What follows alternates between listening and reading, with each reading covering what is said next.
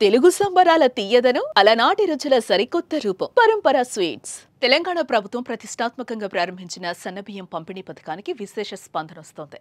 లబ్ధిదారులు పెద్ద సంఖ్యలో వాటిని తీసుకుంటున్నారు. గతంలో దొడ్డు బియ్యం సరఫరా చేసిన నేపథ్యంలో తీసుకోవడానికి ముందుకు రాని లబ్ధిదారులు సన్నబియ్యం కోసం తరలిస్తున్నారు. అందుకు తాజాగా గణాంకాలే సాక్ష్యం.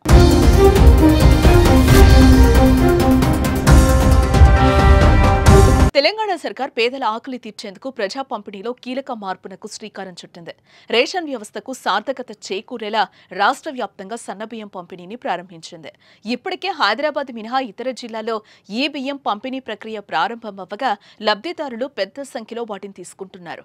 ఈ నెల 1వ తేదీ నుంచి పంపిణీ ప్రారంభం కాగా తొలి 4 రోజుల్లోనే 47.90% లబ్ధిదారులు తీసుకోగా 17వ తేదీ నాటికి 91.19 పూర్తవడంతో అధికారులు ఆశ్చర్యపోతున్నారు.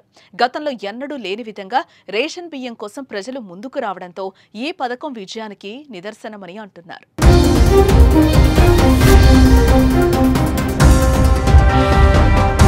గతంలో సరఫరా చేసిన దొడ్డు బియ్యం తినడానికి నాణ్యంగా లేకపోవడంతో పెద్దగా ఎవరూ తీసుకునేవారు కూడా కాదు.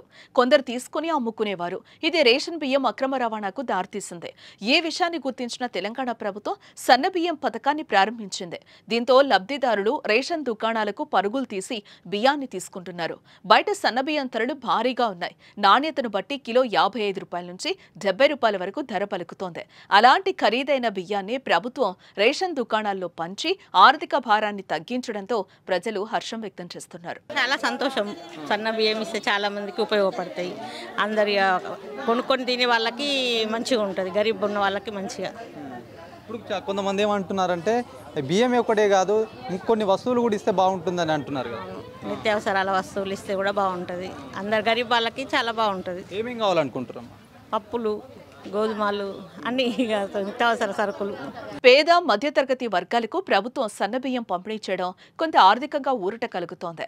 అటు రేషన్ దుకాణాల్లో ప్రభుత్వం సన్నబియ్యం పంపిణీ చేయడంతో మార్కెట్లో సన్నబియ్యానికి డిమాండ్ తగ్గి ధరలు అదుపులోకి వచ్చాయి.